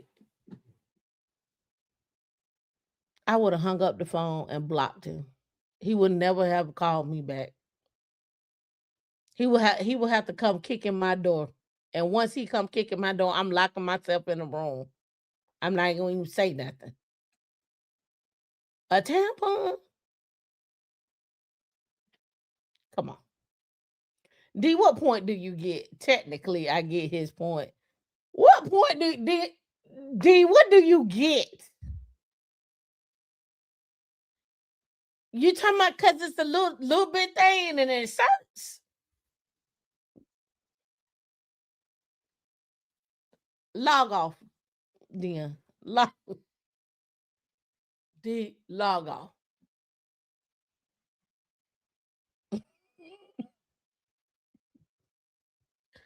Look, I'm finna say what everybody else gonna say. Log the fuck off. It's in her. You cheating on me. This Come on now. This video is from, I take it back, it's from 12 years ago. 12 years ago. These folks have circled through society and now are functioning adults. And they're saying to you, education doesn't matter. See, my thing is when I hear somebody say education don't matter, I'm immediate. I'm immediate. I'm so immediate. Like our next date, we're gonna read the first chapter of this book together, you and I, in person, or even on FaceTime. I'm like, you get pages 1 through 5, and I'll take pages 5 through 10. Read that out loud. D, get out of here.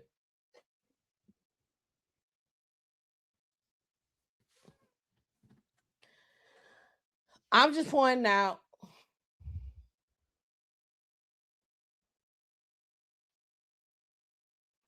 with Linux, you got to read.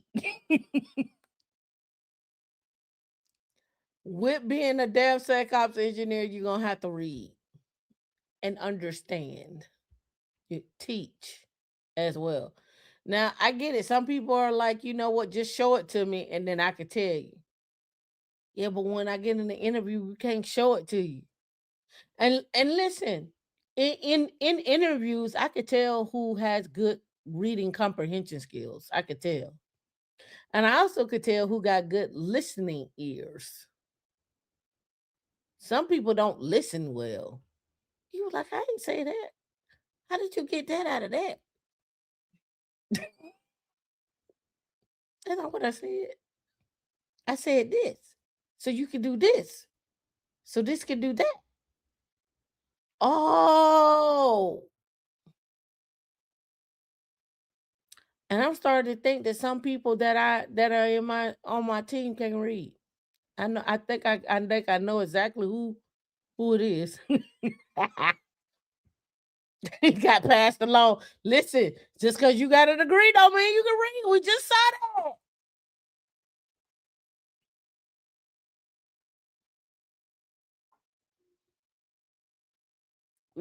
Y'all got to start doing better. Y'all got to start asking people, can they read? And when people hit you with this one here, they will hit you with it. Hey, what that check say? Because I can't see it. You know, when they hit you with the check and they can't, you just turn the light on for them. I carry you a magnifying glass, but like, here, I got a magnifying glass, and I'll just hold the light. Because I need to know if you know numbers. As some people like to say, I need to know if you know nimbus. Do you know them nimbus? Do you know them nimbus? You don't know them nimbus?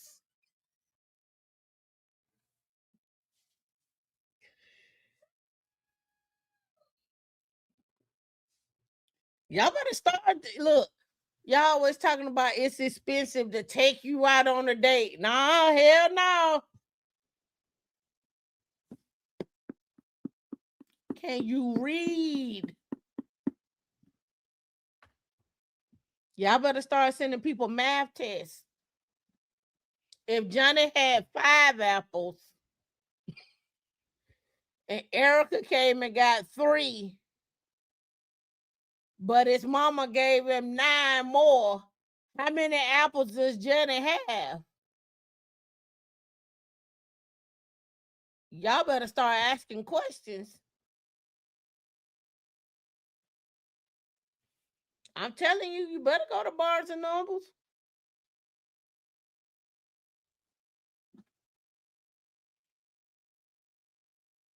Because again, some people not good. Go to do a reading section. And you can do this all on FaceTime. I'm just trying to save you the trouble. Because one thing you don't want is you get out there and the person be like, oh, what you normally get? Oh, I'm going to get what you get. You know why they getting what you get?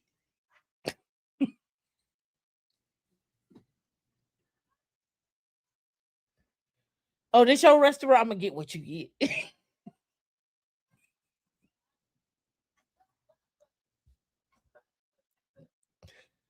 Whatever you get, whatever you like. I'm going to just get what you get. Whole time, can't read.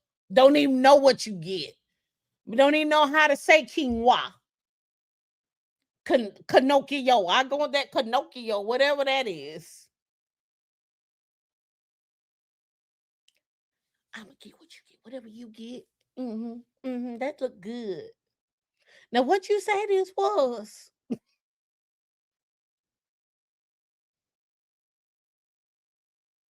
He took me out to some places. It started with a B. They had that hibiscus grill.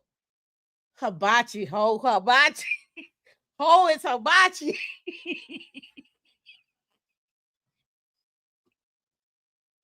You know where the guy standing there and do the little thing, choo choo, and he do the little flip. It was nice. It was fancy. What was the name of the restaurant? I don't know. Let me call and ask him. You don't know where you went and ate at? I don't know how to say it. Ben Gay, Benny Hunter.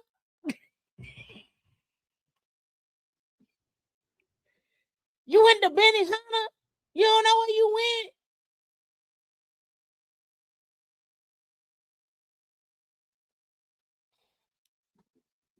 Y'all better start asking people how to read if they can read and do math.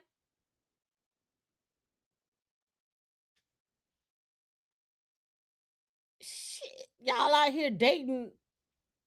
And this is personally, this is what I think is happening. This is just what I think. What's actually happening is it's the literate dating the illiterate, and y'all just don't know they illiterate. So that's why they be like, oh, you think you better? Yes, I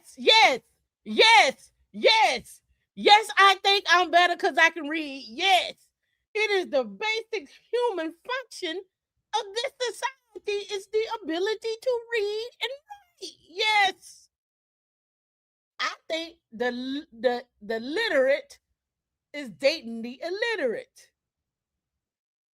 And when y'all cross paths, there's a physical attraction. But then you get to talking, you be like, this is a box of rocks. I didn't sign up for this. Just my observation here. I'm just saying. And the reason why I know that is because I've done it. I'm like, this as what's his name? Dominique say, you got a tint of tism in him.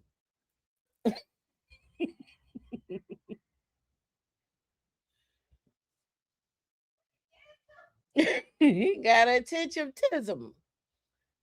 And you don't know that little tinge of tism is causing the date to go this way. You thought it was going this way, then you like, wait a minute. It's a little something off. You know how you get some food and you be like, oh, this is real good. And you be like, this tastes real good. Maybe I need to add a little salt, add a little pepper, take it up another level. No, Kamai, we ain't talking about you need help with math. I'm thinking you know how to add 2 plus 2 plus 2. You know how to add 40 plus 20. I'm not looking for people to do triple integral algebra, calculus on day one. I ain't looking for that. But I am looking for you to know that this is a check, and this is how you fill it out. This is how you put it in the mail. This is how you do this. This is how you read this book. You know, like, again, this just need to know. Like she said, she just did dictation, but she don't know how to read and write. She did good on her stuff. Her stuff was excellent. She couldn't read what she wrote. She can hear it, but she can't read what she wrote. She can't even read the paper. And this who you want to go into cybersecurity? This who you want to go in here and start saving your life? This who you hiring to be your nurse, your doctors, your lawyers?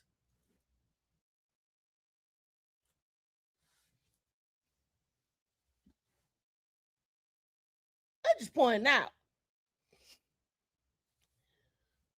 Literate versus illiterate are starting to go and show up at the singles night and start dating. And you get in there and you be like, sir, so what do you do for a living? Well, you know, I'm a personal trainer, this, that, and other. Oh, okay. You went and got your certs and stuff like that. Nah, I ain't do all that. You know, I just go down here to Anytime Fitness and I'm one of the coaches. Oh, okay, so you going to get your certs, and then you kind of find out Shaniqua is selling the certs.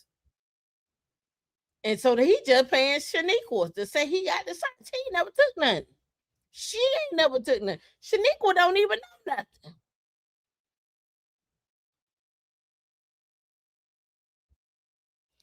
I'm just pointing out that maybe y'all are dating the illiterate because they've gotten older. They're going through society, right? I pointed it out. I don't know what it take to for your how much reading it take for your CDL. I don't know. I don't know how much it take to be a warehouse person in Amazon. I don't know if you need to read much. But if you only need to read past the 4th grade, they got it down to the 4th grade level for you to read it. Just trying to tell you. You don't know who you dating. Now, let's put this into perspective of why I'm talking about it too. Right? Let's put this into perspective.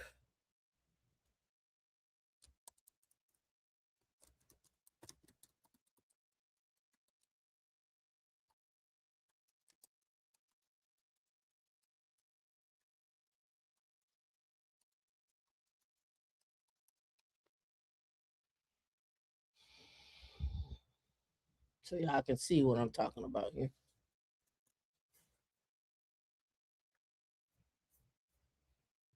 Right? Approximately 21%, which is about 43 to 45 Americans are functionally illiterate, possessing at best a 5th to 6th grade reading level. Over 50% of American adults read below the 6th grade, and 44% do not read books for pleasure. Low literacy is directly tied to poverty, with 43% of the lowest literacy rate living in poverty. Right? 50% of the chronically unemployed are functionally illiterate. Furthermore, 60% of employers report that the job applicants are deficient in basic skills.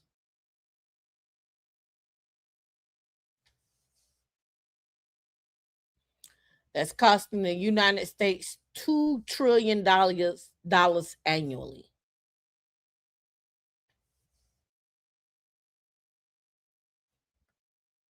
The Department of Labor, while 92% of the 16-year-olds had some computer literacy, 20% of the 19 to 24-year-olds lacked it.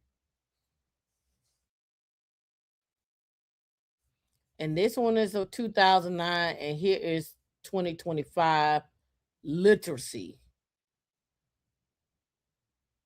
Right? Employment change 2024, employment 2034, employment. All right. Communicates in writing to convey, exchange, and receive ideas and information. Skills data by detailed occupations sorted by skills core, and 20 to 24 to 2034 employment projections. So they're projecting all the way out to 2034. Right? You guys can go look at these jobs. I'll post this link here so you guys can go look at what the projection rates are out here, and you can sort this too. You could go here and sort this as well too. They have an Excel sheet, I believe, of this data. Well, what I'm pointing out to you is a couple of things here. One, what is the timeline on these folks? The literacy rate of them. These are all like a ton of jobs here, right? Let me give you that so y'all can look at it. But then, what is the cost of this? What is the cost of this? What is the cost of literacy in your family if they can't read? Right? Let's go here.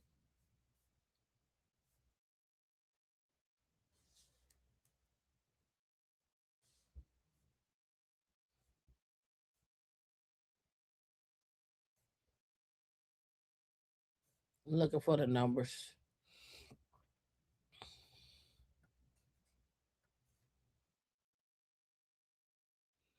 21%, 54% of adults have literacy below the 6th grade, 20% are below the 5th grade, low levels of literacy, 2.2 trillion a year, 34% of adults lacking literacy proficiency were born outside of the United States. Massachusetts was the state with the highest rate of child literacy. New Mexico was the state with the lowest. New Hampshire was the state with the highest percentage of adults considered literate. And the state with the lowest adult literacy rate was California. What is in the water in California? The U.S. ranks 36 in literacy around the world.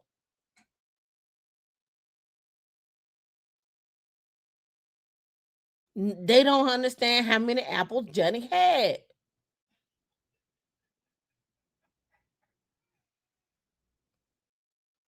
Johnny is out here slicing and selling the same damn apples.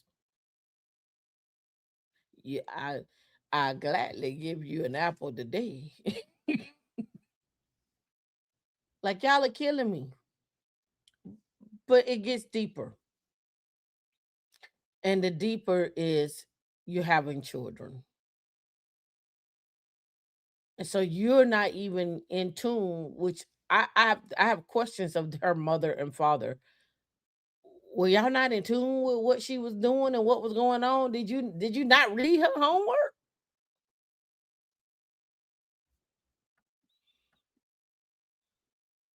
I got questions.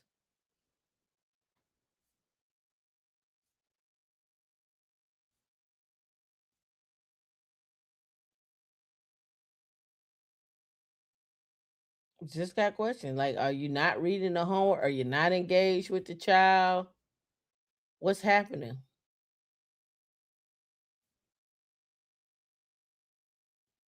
I'm looking for this interview. I just can't. When I find it, I'm gonna post it on the wall. This one was about a college athlete who I think he sued UGA or University of Tennessee or something.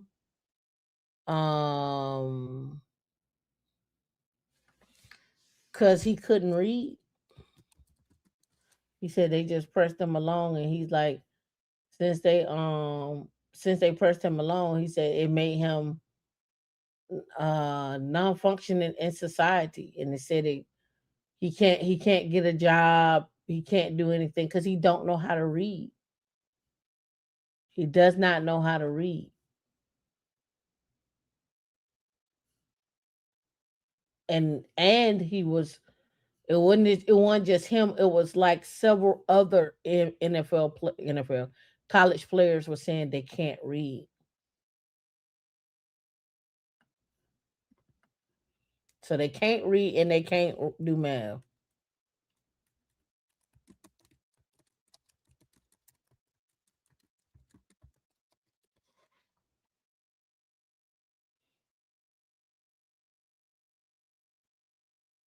And this one right here is from 3 months ago.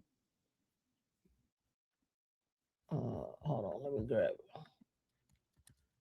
Y'all gotta be more careful out here.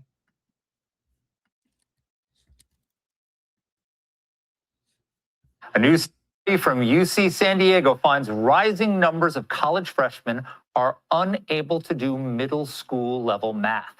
As a response to this frightening trend, the university is introducing a course on elementary and middle school Common Core math. The study found a concerning number of students couldn't solve a simple elementary school equations. For example, 7 + 2 = 6 plus what? 25% of students couldn't answer 3. So Here's a question for you guys. It seems like I misread. Did you get nervous that they set you up wrong there? Let me tell you something. I trust the folks in the control room, but I would get nervous. Yeah.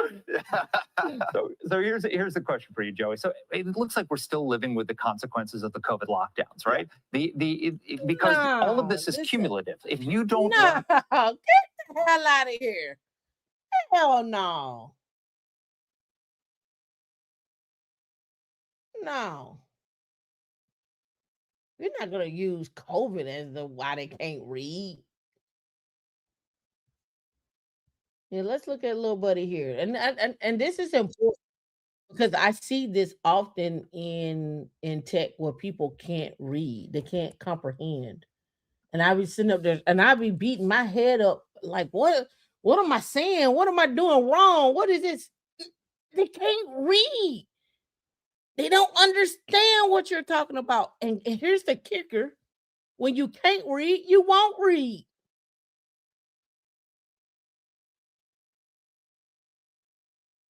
When you can't read, you won't read. Then you get mad at everybody else because everybody else is like, okay. And you still over there like,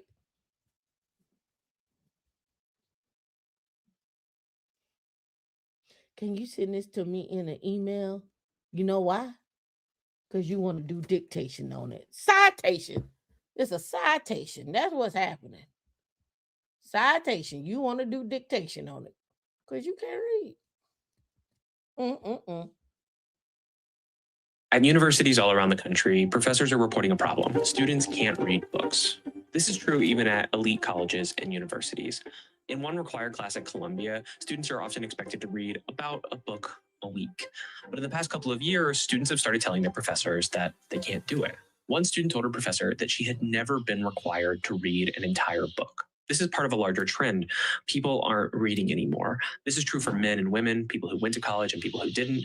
So what's going on? Well, it turns out that there are many pieces to this puzzle, but it all begins with how we teach kids to read. For a very long time, we taught kids to read in a very particular way. We called it phonics. With phonics, you start with individual sounds. You work your way up from those sounds into more complex sounds, and then you see how those sounds build words. If you come across an unfamiliar word, you're told to sound it out. But starting around the 1960s, a new approach to language education emerged, and we called this whole language learning. In whole language learning and some successor ideas like balanced literacy, the idea was that you should learn to read at the level of a word. Using a method called 3-cueing, students were taught to infer the meaning of words from context. This whole approach was pitched as a very natural, almost kind of organic way to teach kids how to read. The idea was that actually that kids had a natural propensity to read, and that all you needed to do was put them in the right context and maybe give them a few small techniques or nudges, and they would basically teach themselves how to read. You wouldn't have to go through a kind of boring process like learning phonics. It's actually kind of a romantic idea, right? It'd be lovely if kids just had this natural ability to read as long as we just put them in the right environment. And it makes reading feel more like an art than a science. The only problem is that whole language learning didn't work. Literacy rates fell, and in the countries which had adopted whole language learning, that would be parts of the United States, Canada, the UK, New Zealand, Australia, more and more kids weren't able to read at grade level. It was a systemic failure of education systems across multiple countries. And if we're trying to explain why people don't read anymore, well, this has to be part of the story. If you weren't taught how to read properly, reading is never going to be something that you do for fun. It's never going to be pleasurable. It's going to feel really difficult and like a lot of work. And so if more and more people find reading difficult, then they're just going to stop reading. Now, whole language learning and balanced literacy, these were never uncontested ideas. Despite the fact that they were adopted in so many countries, there were always people who were pushing back. And this was something that became known as the reading wars. In some states, it was described as the most vicious debate in politics. Journalists and scientists have been reporting on the damaging effects of whole language learning, and actually, we might be able to say that COVID-19 is going to lead to a change in how kids learn to read. Because during the pandemic, when more kids were learning at home, their parents got to see how ineffective whole language learning really was. And that added a lot of political will to solving the problem. More and more states and even countries are bringing back phonics into their reading programs. And while some of the insights from whole language learning might stay in the classroom, at least kids are going to be learning those basic building blocks, which the data do seem to indicate actually would help them. So maybe we'll see a turn in the future where more people want to read for pleasure again. For the students who were never taught phonics, though, much of the damage is already done, and I don't know how to fix that problem. Now, this is speculation, but I would be willing to bet that kids who make it into a school like Columbia or other elite universities are probably able to read at grade level, but they were still telling their professors that they didn't feel capable of reading a book in even a week. And these are kids, remember, who are mostly full-time students. They have a lot of free time, and actually their studies should be their main focus. So just pointing out sort of the disastrous effects of whole language learning isn't going to adequately explain why fewer people are reading. But part of the explanation does still seem to come from the way that these kids were taught in school. And it has to do with education reforms, most infamously things like No Child Left Behind and Common Core. Those are at least the names for education reforms in the United States.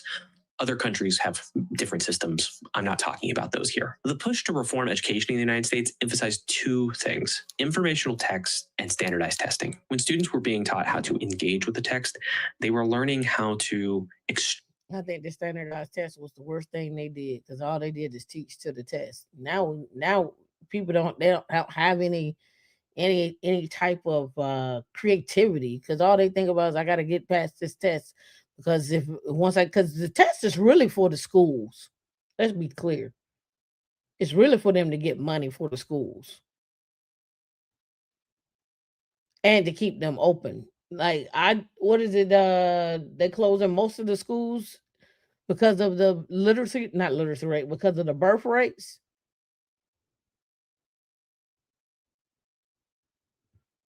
Some of these kids need to be homeschooled. Some of these kids are boarding class. They're not even listening to the teacher. They over there playing with rocks and running up and taking bathroom breaks and running up and down the hallway and so forth. They ain't paying attention. And at some point, we gotta recognize that some of these kids need to be homeschooled and create communities of homeschool where the kids can be in the same, at least in the same radius of each other, where they can engage and so forth. Everybody's worried about if the kid stays at home, he's not gonna have a social life. Some of y'all got big ass families, and that kid got way more social life. You got about 40 cousins. Y'all got family reunion. Y'all got this. Y'all got that. Some of y'all got they got your cousins is your best friends. Some of y'all got huge families. So you can't use that excuse that the kid is gonna be socially awkward. There's kids that go to school that's socially awkward anyway, and they go to school.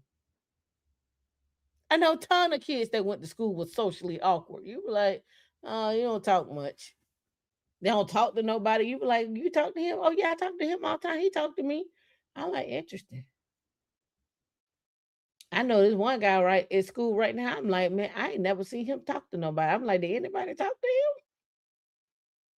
He married with kids, got his own business now. But I'm like, I don't remember nobody talking to him. You know, we sit in homeroom together. Hey, how you doing? But I'm like, I didn't even know he talked. He ain't never talked to nobody. Right? Oh, it say most inner city schools remove phonics, cursive writing, and gym and physical education.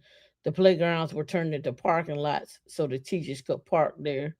And then Maddox, you said, agreed, we don't teach how to think and problem solve anymore. And the art class is, you know what? People hate me at work because I don't give you answers. I teach you how to fish. So you can come up with your own answer. They're like, why you just can't give me the answer? Well, like, because you need to learn. Why should I just give it to you? Oh, you just being difficult. No, showing you how you can get it for yourself. My homeschooling experience was great, loved it, and wouldn't trade it for nothing in work. Did you finish school, high school early, Millette? Because I know when I lived in Washington State, two of the ladies, well, it was a lady and a guy. They were not married. They were boyfriend and girlfriend. They were at the college, and they were at the time 16 to 20, right in that age. They were homeschooled, and she was like, yeah, I'm taking prep courses to go to University of Washington. I'm just here to get my basics done. She was like, she finished high school at 15. And her brother finished high school at 13. When I tell you they were smart as a whip in calculus and physics, they had all this stuff. It's like, oh no, you're missing the fundamentals.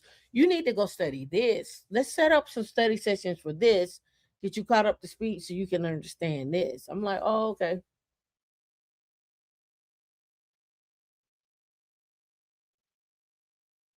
As a child, my father would tell me, my siblings, to use the dictionary.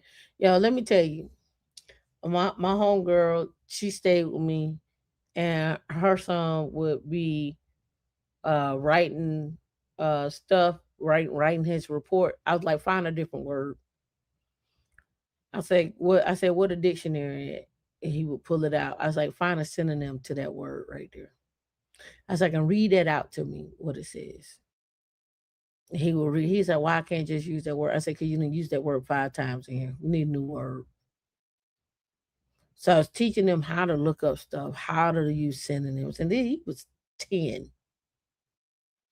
He was 10. I used to take him to school with me. All my friends, I took all their kids to college with me. I was like, you need a backpack, you need some food, and I'm like, and you're gonna need pen and paper. And it's like, what class are we going to? I said, we're going to history today. I'm gonna tell you what we're going over and what we're gonna be learning about. I was like, and so you need to take some notes. And then I would print off homework sheets. They be sitting in there, they be doing homework and stuff like that in the room with me. When I get home, I'm like, I'm finna hit my Linux box. You come on here and finish off that paperwork. We're gonna sit down and learn some Linux. To this day, very same young man says to me, man, I wish I would have soaked up all that information you was giving to me for free. And he's like, I should have stayed with you and what you had going on. Cause he was like, man, life has been rough. I'm okay now. I done got out of the thick, but yeah, let me tell you, it would have been a whole lot easier.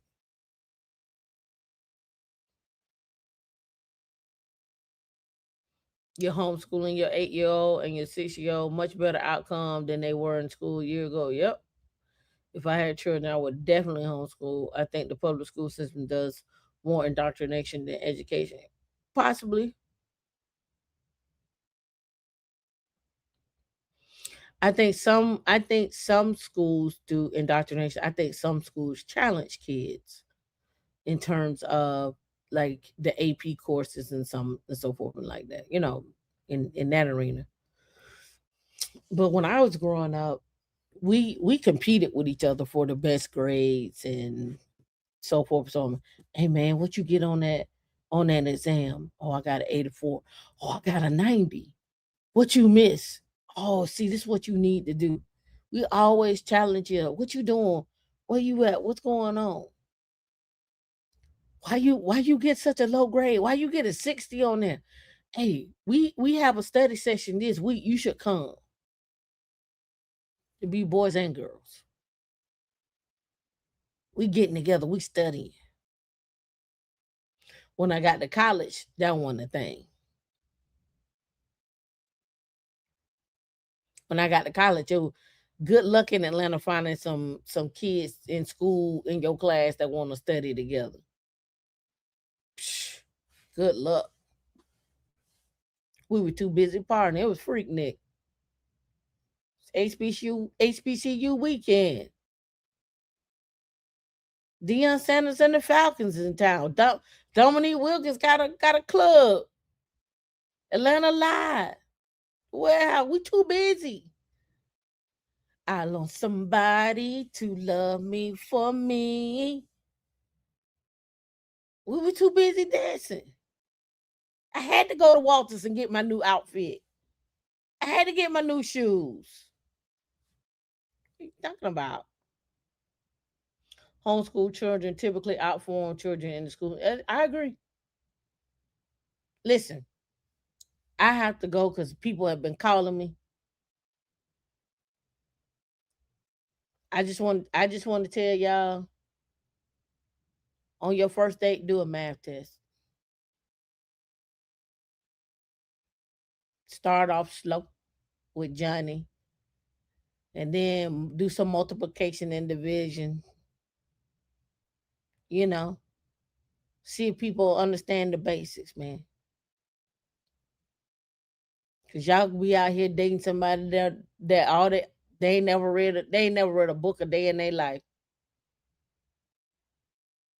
You sitting up there reading in the room, they be like, "What you reading?" You be like, "Oh, I'm reading this history novel about Rosewood and how it became to be this, that, and the other.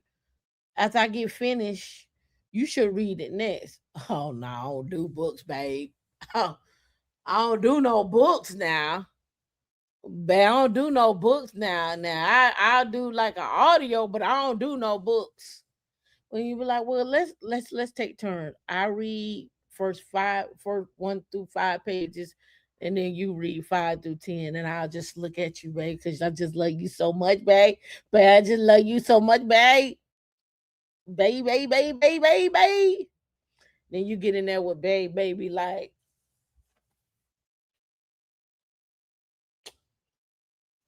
what's this word right here? I know I'm gonna mess it up.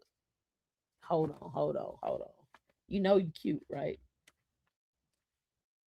I love my moments like this, deflecting like a motherfucker. You don't read these goddamn 5 through 10 pages. You know I can't read with you when you looking at me like that.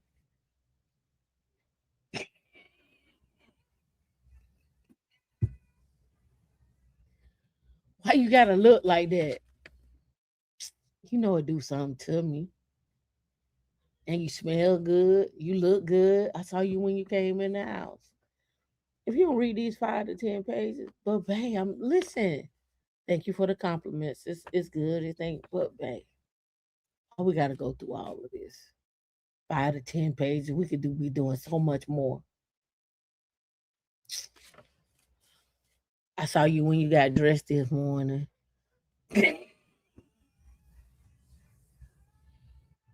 I said, look at my girl.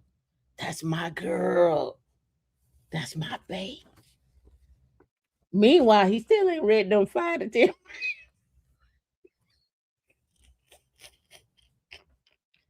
And you better do the same thing for her too. Fellas, if y'all want to know if she can read, simple. Get a cookbook.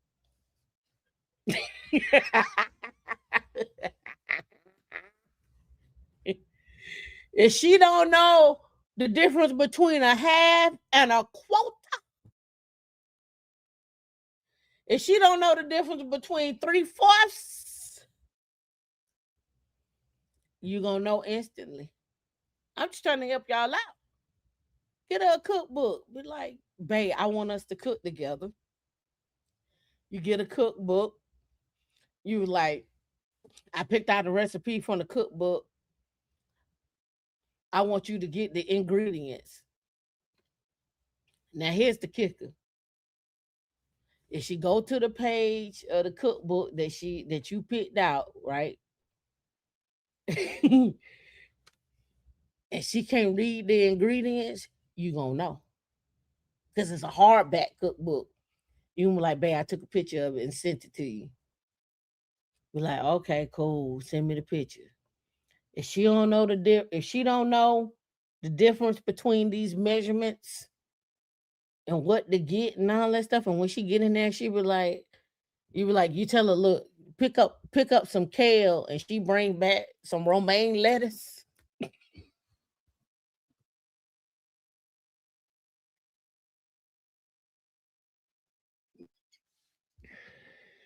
She go in there and pick up some romaine lettuce. You be like, babe, this called for kale. Why you get romaine lettuce? Oh, that ain't romaine. I mean, that ain't kale.